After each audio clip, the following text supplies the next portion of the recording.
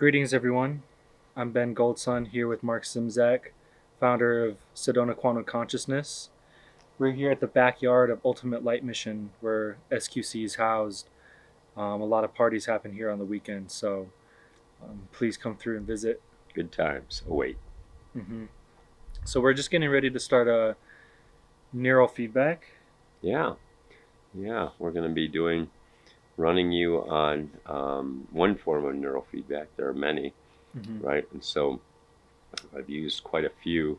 This one's old school, but it's analog. So as we know from vinyl albums that sometimes, the new stuff isn't always the best. And so this is pretty cool because it rewards you. So neurofeedback is about rewarding the brain in the right direction and trying to help it move toward states that we're looking to move towards. So here, this type of neurofeedback is helping to train, it's called synchrony training. So we have sensors in the different lobes of the brain, 5 different sensors, and we're essentially going to train mostly alpha synchrony.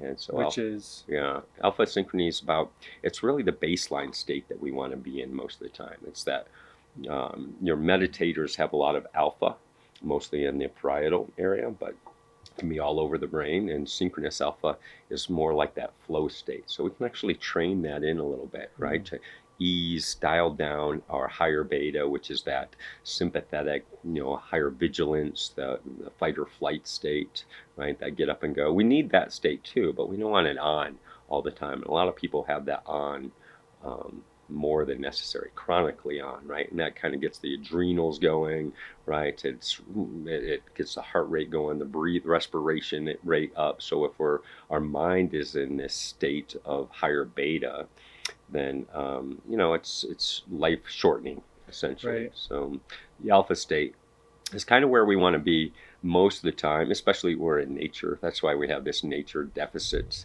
It helps get us into an alpha state naturally, except if our mind is always racy, then it's, if we're out in nature, but we're not in present, right? We're in those thoughts of the past or future, worried about those, then, we're kind of defeating sometimes the purpose of being in nature. The beauty of nature is that we can be in awe and be in that wonder state, which is very relaxing to the overall nervous system. These alpha states are where we prefer to be most of the time. It doesn't mean that we shouldn't move toward, it's called low beta. So this low beta is the 12 to 15 hertz. It's kind of a task-oriented focus stage, right, to get things done. So we want this behavioral flexibility, which we talked about, to be able to naturally move into that focus state to get things done, right? And so whether it's beta brainwaves or synchronous beta, whatever the case is, when we're doing this training, it's helping us to just train all of these, helping the dendrites deepen the neurons for overall brain cognitive improvement. So, whether we're training the low beta or the alpha states, it's all going to be kind of helpful. So, these high, and then there's those high beta states, right, which is that chronic on of hypervigilance and, what did you call it? Redlining. Redlining, yeah. Yeah, a trauma specialist was treating terminal illnesses, and he would treat like 30 people in a short period of time as a group. And he was like, who here suffered trauma like 6 months before these symptoms showed up? And everyone in the room raised their hand, and he worked through like forgiveness things and different psychologies to get them to finally let go of that. Right.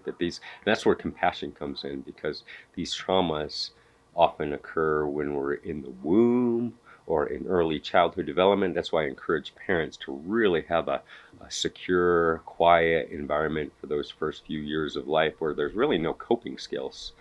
And it's kind of important to keep that, those adrenals or that, that just these brain waves down, as well as the physiology. I know that even my kids, maybe because of things that go on again, and it can be cultural related. It's not always just you as a parent, like when the baby's in the womb, but it can be passed on from generation to generation. So a lot of that is, so it's kind of that epigenetic factor of how the environment, whether we're young or older, affects how we turn out, and then the emotions, the thinking patterns, the traumas. Some are more susceptible to these traumas than others, and so so it's one way to, there's a lot of ways to go about undoing these traumas, and things like breath work kind of has you work through it again. And I'm not convinced that's necessary.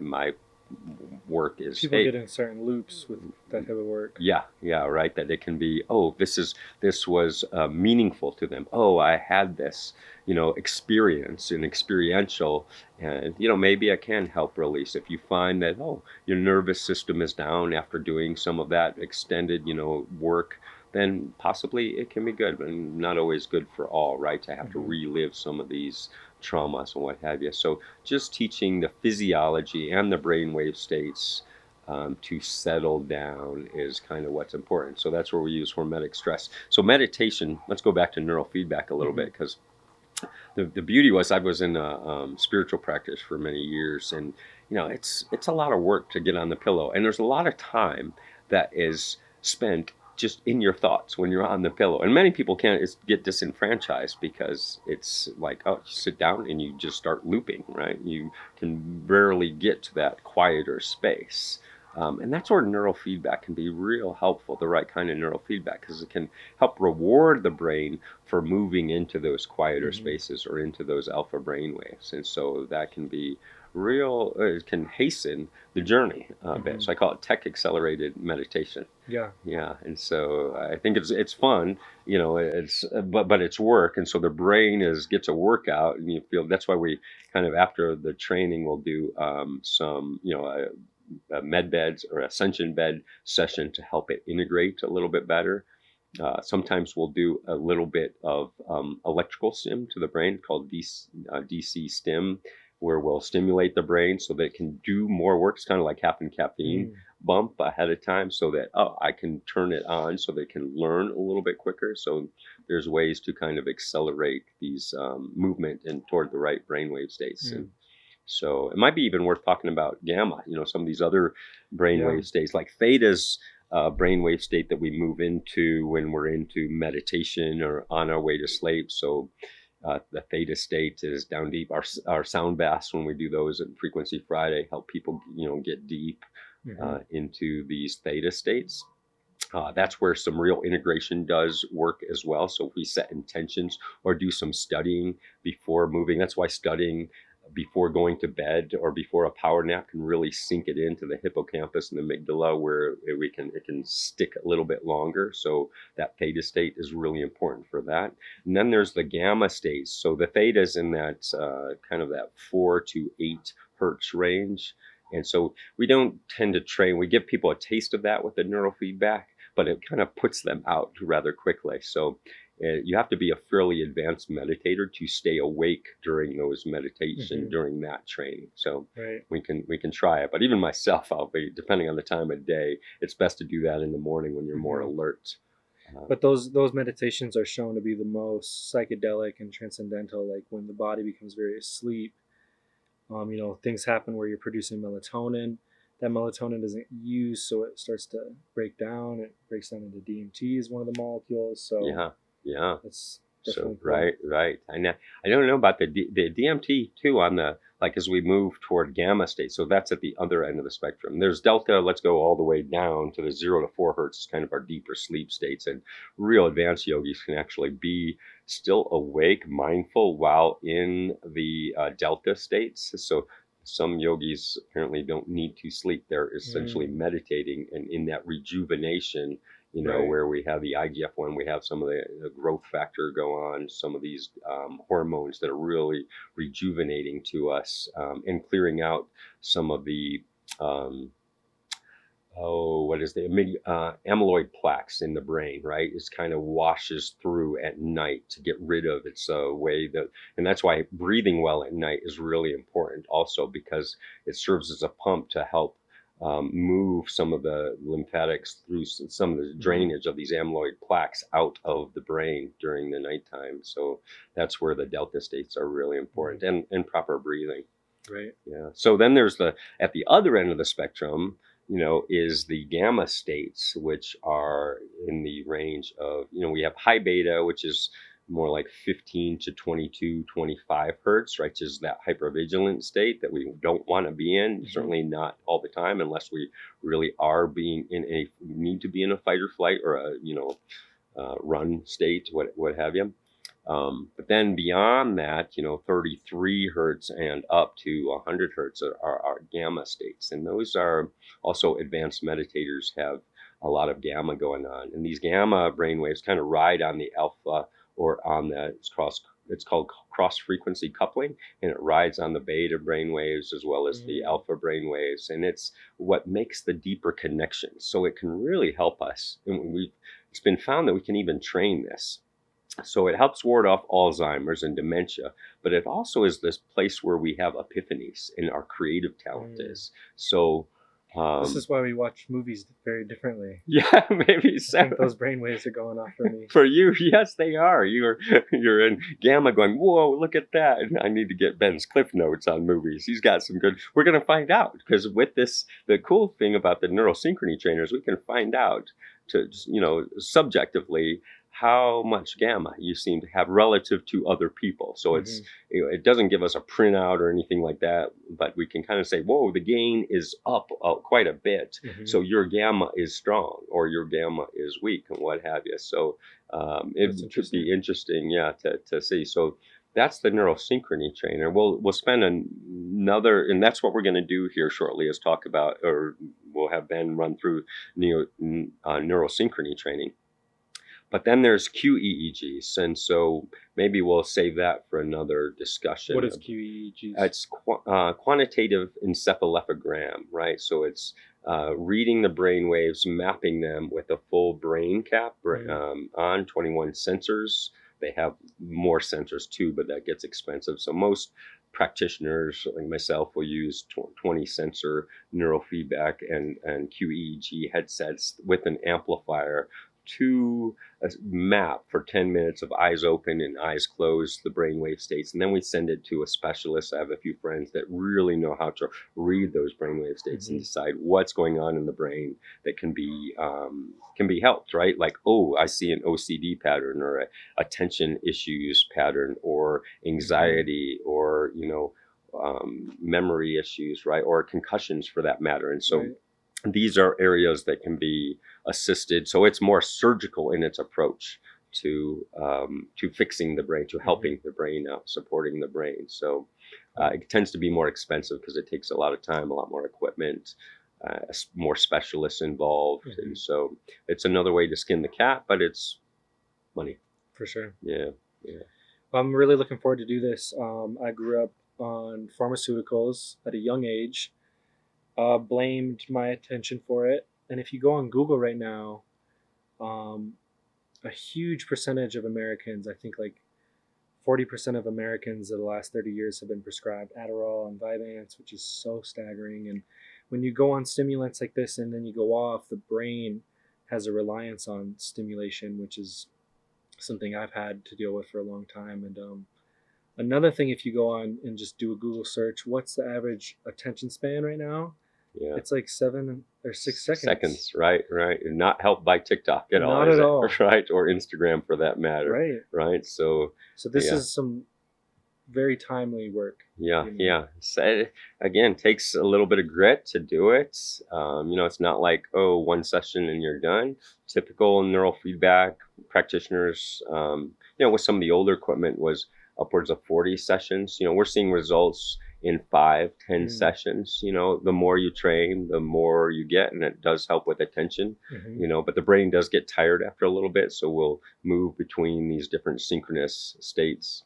I got to spend time with some really good brain people, and they found drastic differences on these 3 foods: salmon, blueberries, omega-3s, blueberries, and MCT. Yeah.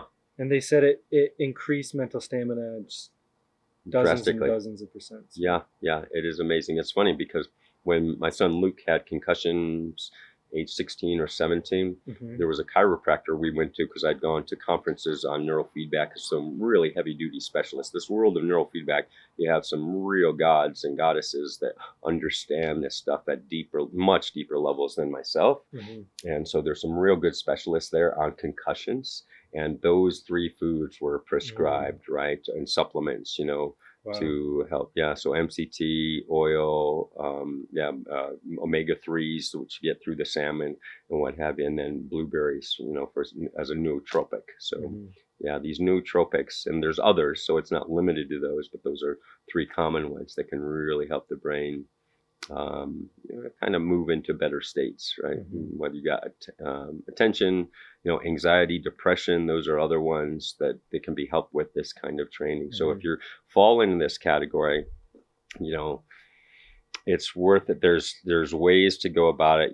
No doubt you have a practitioner, probably if you're close to one of the larger cities. And even these days, some practitioners are sending out, like I have friends, you can reach out to me and we can send you equipment to do training on your own if you're not near someone that Mm-hmm. can do the training for you. Right. Yeah.